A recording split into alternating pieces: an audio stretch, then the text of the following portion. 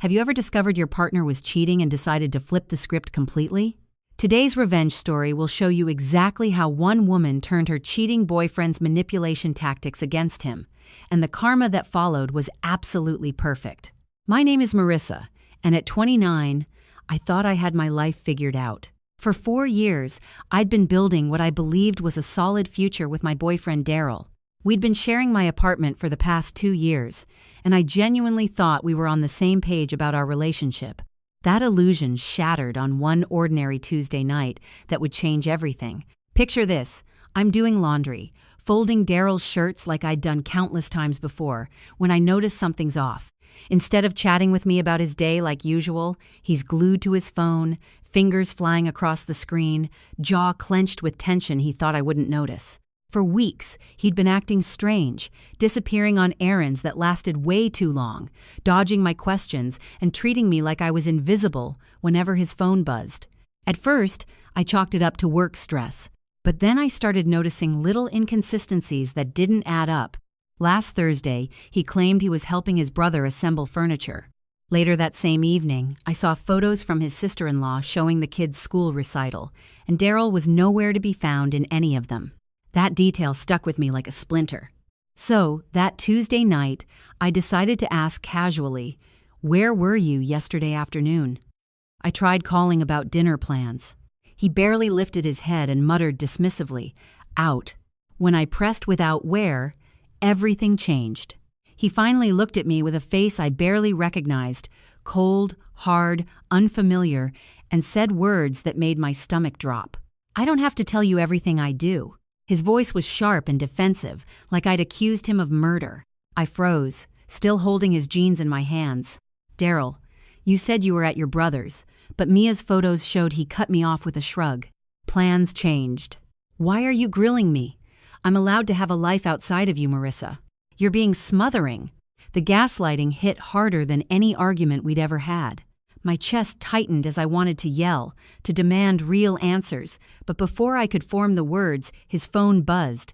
He grabbed it quickly, but not quickly enough. A text preview flashed across the screen. "Can't wait to see you again tomorrow, beautiful. Danielle." In that moment, everything clicked into place. The defensiveness, the lies, the sudden distance, it all made perfect sense. Danielle. A name I'd never heard until that second, yet she was already calling him beautiful and setting up their next meeting. "Daryl," I said, my voice barely above a whisper. "Who's Danielle?" His face shifted like a storm front, defensive first, then guilty, then flashing with anger. "She's just a friend from work." When I asked since when, explaining I'd never heard her name before, he rolled his eyes like I was being ridiculous. "Since I don't have to update you on every single person I meet, God, Marissa, this jealousy thing is really unattractive." But here's the thing, I wasn't jealous anymore. I was done. Something inside me, some worn-out part that had tolerated the excuses, the lies, the constant feeling that I was always the problem, finally snapped. "You're right," I said quietly, with an eerie calm that surprised even me. "You don't have to tell me anything." Then I did the one thing he never saw coming. I walked to the closet, pulled out my duffel bag, and started packing. Behind me, Daryl's voice changed instantly. "Wait, what are you doing?" I didn't answer, just kept folding clothes and sliding them into the bag methodically. "Marissa, stop being dramatic. You're really going to throw a tantrum because I have friends?" He trailed me from room to room, his confusion rapidly turning to panic. I kept moving, collecting toiletries from the bathroom, staying completely focused on the task at hand. My hands remained steady, even though my heart was thundering inside my chest. "This is your apartment," he said, his voice breaking. "You can't just walk out." I zipped the bag, turned to face him with a flat expression, and delivered the line that would haunt him. "Exactly. Which is why I can leave. And you know what, Daryl? You're right, you don't owe me explanations, and I don't owe you my presence." I slid my key ring off, keeping only the car key, and held out the apartment keys to him. "Here, it's yours for now." His mouth fell open, eyes wide with disbelief. He hesitated to take the keys like they might burn his skin. "You're serious?" he whispered, sounding almost like a confused child. I nodded once. "You wanted space. You've got it." The silence between us grew thick and heavy. Then I walked past him, bag over my shoulder. "Marisa, wait. Let's talk about this," he called, reaching for my arm. I pulled back, and for the first time in years, I didn't look over my shoulder as I left. Out in the hallway, his voice still trailed after me, calling my name desperately. But I kept moving. Each footstep echoed like a door closing permanently. Some part of me understood this wasn't the conclusion. It was the first chapter of something completely new. I hadn't left my own apartment in a burst of rage.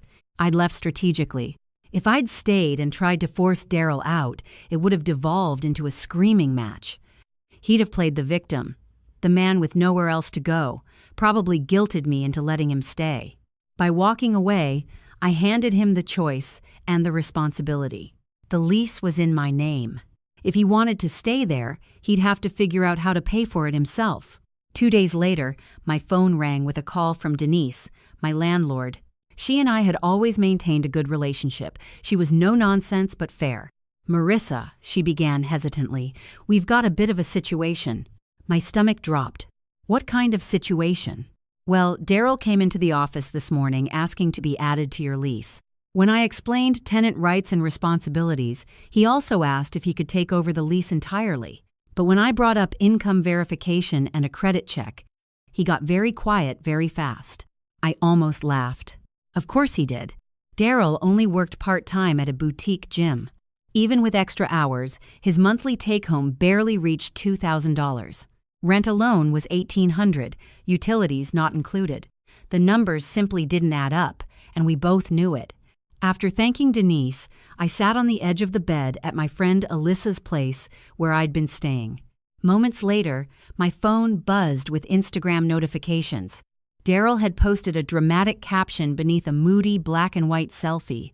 4 years together, and she abandoned me because I dared to want independence. Toxic people don't know what love really means. The comments made me sick. "Men can't handle strong women. She sounds controlling, babe. You deserve better." But the part that truly froze me was the location tag. He'd pinned it to my apartment like he was staking claim to something that wasn't his. By day 3, his best friend Chloe messaged me using Daryl's phone since I'd already blocked his number. "Marissa, he's devastated. He made one mistake, and you're making him homeless after 4 years. That's cruel." One mistake? I left the message unread. Day 4 brought the moment I'd been dreading but knew was inevitable. I had to return to the apartment for my work equipment, dual monitors, hard drives, all the tools I couldn't afford to be without if I wanted to meet my deadlines. My plan was straightforward: grab my things and leave immediately. But the second I unlocked the door, my pulse slammed against my ribs. There she was, Danielle, lounging on my couch like it belonged to her, bare legs tucked beneath her, wearing my robe, a glass of wine in one hand and my PlayStation controller in the other. She jumped up when she saw me, clearly caught off guard. From the bedroom emerged Daryl, hair mussed, wearing a t-shirt that definitely wasn't his. He froze when he spotted me, then plastered on a smile that looked anything but genuine. "Marissa, we were just talking." "Talking? Sure." Danielle's face flushed as she tugged my robe tighter around her body. I looked her up and down, my robe, her underwear, my couch, and my voice turned ice cold. "Daryl, it looks exactly like what it is." Danielle had the audacity to clear her throat. "You don't need to be rude. I'm just helping him figure things out." I stared at this woman standing in my apartment, draped in my clothes, comfortable on my furniture. She actually lifted her chin in defiance. I brushed past them both and headed straight for my office. Daryl trailed after me, his voice rising with desperation. "You can't just walk in here acting like you own the place." I stopped, turned slowly, and let the weight of his words hang in the air before responding. "I do own the place. Your name isn't on anything. Not the lease, not the bills, nothing." He opened his mouth to argue, but Danielle slipped her hand onto his arm. "Daryl, don't. She's just trying to provoke you." I ignored her completely, unplugging my monitors one by one and sliding them into padded cases. Each sound, the snap of cables, the zip of bags, felt like punctuation marks ending a sentence that was already complete. "You're taking the computer too?" Daryl's voice cracked with disbelief. "It's my computer," I replied flatly. unless you'd like to start covering the payments along with rent." That shut him up immediately. I slung my bag over my shoulder, stopped in the doorway, and looked back at both of them one final time. "You've got 26 days to figure it out. After that, you're out." Daryl's expression hardened, but panic flickered beneath the surface. "Marissa, my dad's a lawyer. He says what you're doing counts as illegal eviction. You could get into serious trouble." I gave a short, humorless laugh, then have him call mine. I didn't actually have a lawyer yet, but I knew I was going to need one soon. As I walked out, Danielle's voice drifted after me, low and smug. "Don't worry, Daryl. She'll regret this." I didn't turn back, but I knew they were right about one thing. This wasn't finished. But leaving wasn't me giving up. It was a calculated, strategic move. If I confronted Daryl head-on, he'd twist the narrative. He'd cry to his parents, charm his friends, play the wounded victim online. No, I had to let him self-destruct. My job was simple: watch, document, and wait for the inevitable flames to catch. And sure enough, they caught quickly. By day 5, my phone exploded with messages from unfamiliar numbers. Daryl's friends, his sister, even his mother.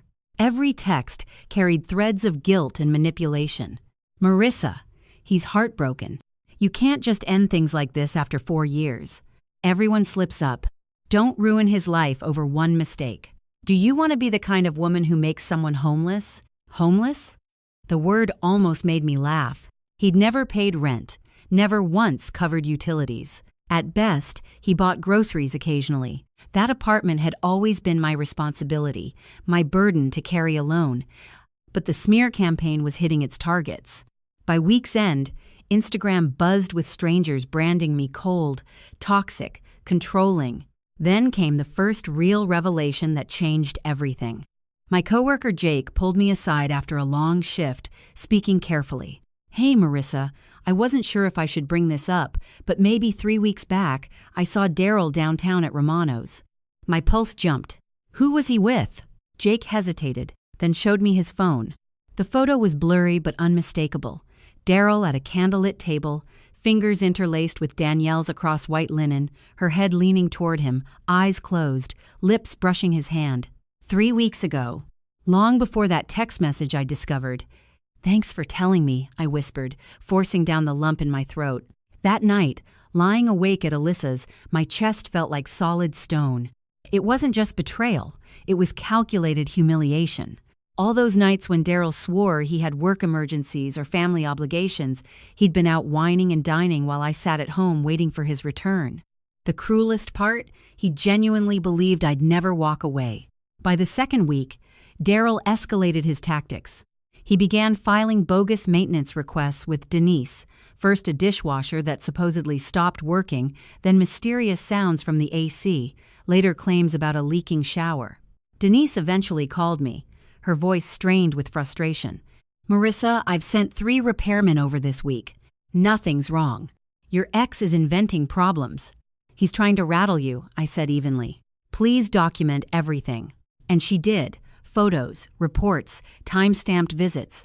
Every fake complaint went into a folder that would prove invaluable later. But the lowest blow happened at my workplace. During lunch at a cafe near the office, my team was laughing over casual conversation when the door burst open and the atmosphere shifted dramatically. Daryl walked in. He'd never set foot in that cafe before. His eyes swept the room until they locked on mine, and he marched over like a man on a mission. "Marissa," he announced loudly enough for all my coworkers to hear, "we need to talk. You're destroying my life." My heart hammered, but I kept my expression steady. "This isn't the place, Daryl. You can't just throw me out after 4 years. Do you realize how cruel you look?" His voice wavered, eyes glistening like he'd rehearsed the tears. My coworkers shifted uncomfortably, trading uneasy glances. Then Sandra, our 60-year-old office manager who was blunt as a sledgehammer, crossed her arms and said firmly, "Son, maybe this isn't the place for that conversation." Daryl's head snapped toward her, then back to me. "So that's it? You've got your coworkers ganging up on me now?" I took a slow breath. "Daryl, if you need anything, reach out to my lawyer." His eyes went wide with shock. "Your lawyer? You actually hired someone to evict me from my home?" "My apartment. I corrected evenly. Not yours. And yes, everything goes through her now. I slid him a business card reading Victoria Hughes across the top. She was brilliant, razor sharp, and specialized in tenant law. Alyssa's friend had recommended her, and when I told Victoria the story, she'd actually chuckled. He's not on the lease, never paid rent directly, and you gave him 30 days. Easiest case I'll have all month. Daryl stared at the card like it was a death warrant. His lips parted, but no words came. Then he crushed it in his fist, eyes glassy with rage, and hissed, "You'll regret this." He stormed out, leaving heavy silence behind. Sandra broke it with a dry laugh. Stable guy, huh? By the third week, the mask had completely slipped. Desperation had hardened into pure entitlement, and Danielle was right there stoking the fire. It started with strange charges on my credit card, food delivery, streaming subscriptions, online shopping sprees, late-night ride shares. The realization hit me like a truck. Daryl had saved my card information on his apps and was still spending like nothing had changed. After 4 years together, I'd never questioned letting him use my card for occasional takeout. Now it was documented theft. I filed disputes, canceled the card, and changed every password: Netflix, Spotify, Amazon Prime. Within hours, Chloe texted, "Really, Marissa? You cut off his Netflix in the middle of a crisis? That's petty." A crisis he'd created, and they were worried about Netflix access. But then things escalated far worse. Denise called with sharp frustration in her voice. "Marissa, I need you to come by immediately. There's been significant damage." When I arrived at my apartment, Daryl was thankfully nowhere in sight. But what greeted me made my blood boil with rage. Holes punched into walls where a massive TV mount had been installed without permission. Burn marks scorched across the kitchen counter like someone had deliberately slammed down scalding pots. The bathroom door hung crookedly off damaged hinges. Dark red wine stains soaked deep into the living room carpet. Not accidental spills, but deliberate messes left to spread and set. And Danielle's presence was everywhere. Her clothes filled the bedroom, makeup scattered across the bathroom sink, shoes lined up by the front door like she owned the place. She wasn't just visiting anymore. She'd completely moved in. Denise shook her head while snapping photos on her phone. "This comes out of your security deposit, unless you take legal action."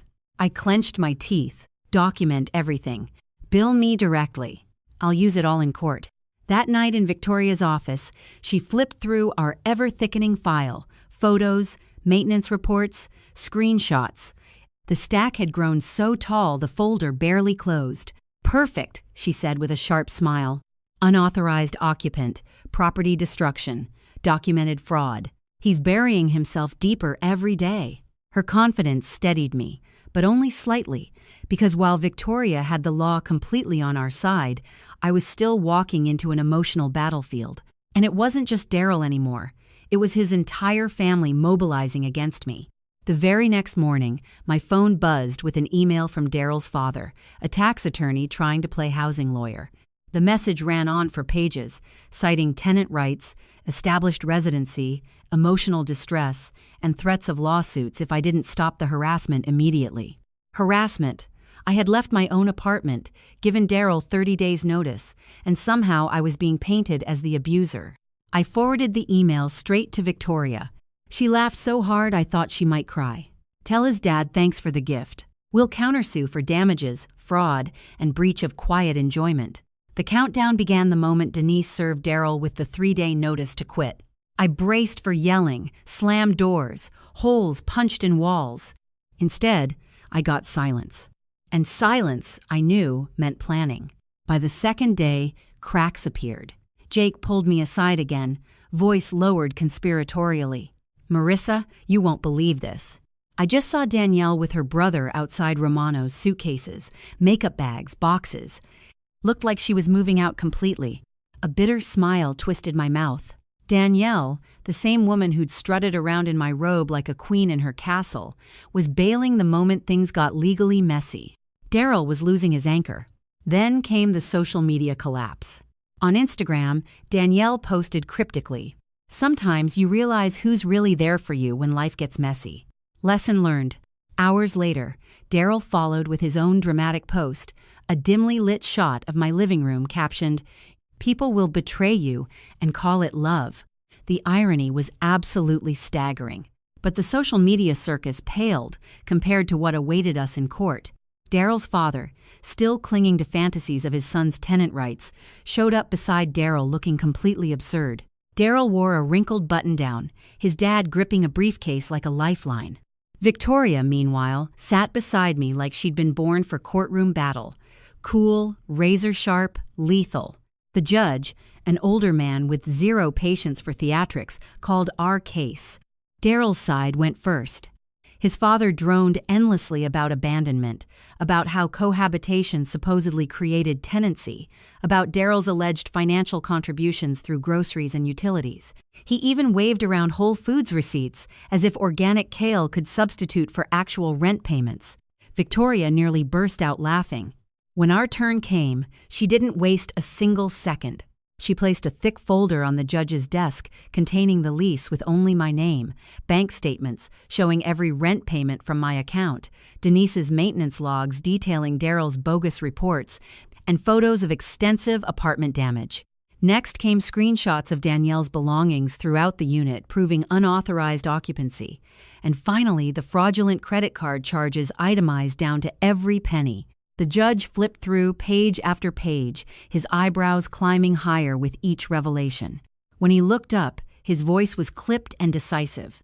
"Lane," he said, addressing Daryl's father, "your son was a guest. Guests do not acquire tenancy by purchasing groceries or sharing a bed. There is no legal standing here whatsoever." Daryl went pale, shifting uncomfortably as his father opened his mouth to argue. The judge cut him off immediately. "Furthermore, I see clear evidence of property damage and unauthorized occupancy. The plaintiff has valid grounds for full compensation." His ruling was swift and brutal. Lane owes $3,400 for damages, $800 for fraudulent charges, and $1,200 for legal fees. Total, $5,400. Daryl's jaw dropped in complete shock. "What? That's insane." The judge's gavel came down with finality. Court is adjourned. The crack of wood silenced Daryl's protest instantly. His father's face looked like he'd swallowed broken glass. Victoria leaned close with a triumphant grin. "Told you he'd bury himself."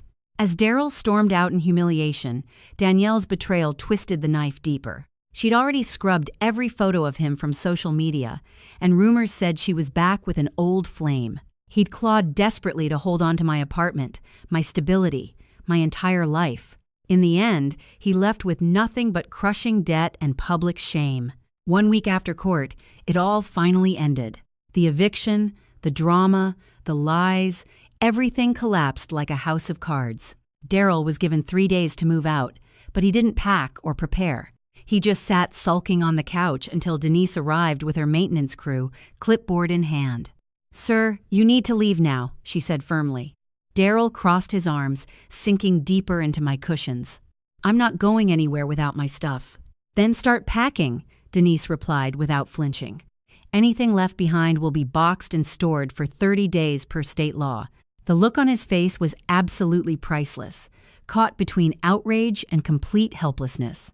He frantically dialed his dad, then Chloe, even tried Danielle, though she was already posting photos with someone new. By late afternoon, his father finally arrived with a U-Haul, his expression worn and defeated. He couldn't meet my eyes as Daryl stomped around shouting about how I'd destroyed his life. But this time, I wasn't standing there alone. Victoria was beside me with her clipboard, documenting every detail. When Daryl tried slipping my blender into a box, I said evenly, "That's mine."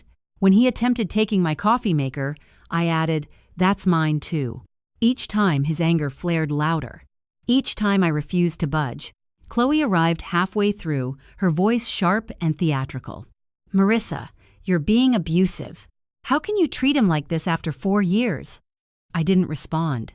Abusers don't document evidence. They don't walk away quietly, hire lawyers, and give 30 days notice.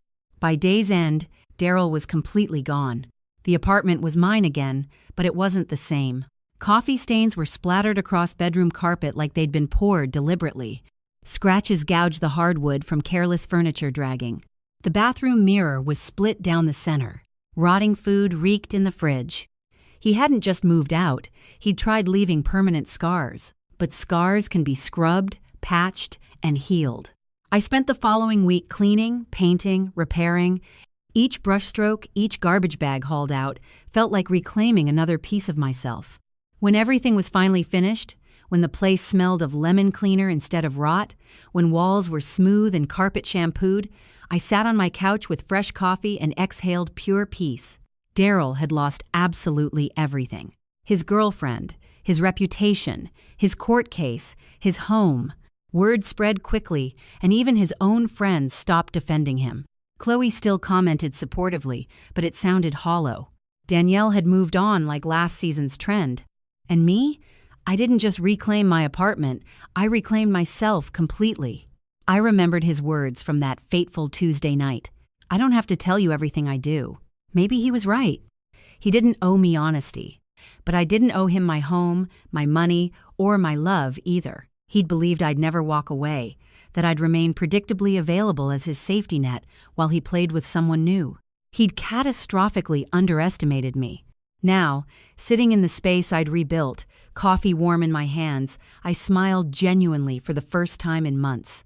"Daryl," I whispered into the peaceful quiet, "you were right about one thing. You don't have to tell me everything you do, and I don't have to put up with any of it." I lifted my mug in a silent toast to freedom, to peace, to never settling for lies again. Somewhere out there, I pictured Daryl in his childhood bedroom at his parents' house, staring at his phone, trying desperately to figure out how everything had slipped through his fingers. The answer was simple. Karma doesn't forget, and neither do strong women who know their worth. Asterisk, asterisk. Sometimes the best revenge is simply walking away and letting someone destroy themselves. Have you ever had to make a similar choice? Share your thoughts in the comments below, and don't forget to subscribe for more real-life karma stories that prove justice does get served. And that's the satisfying ending of today's story. If you want more karma content, hit subscribe and turn on notifications. Thanks for watching. You're amazing.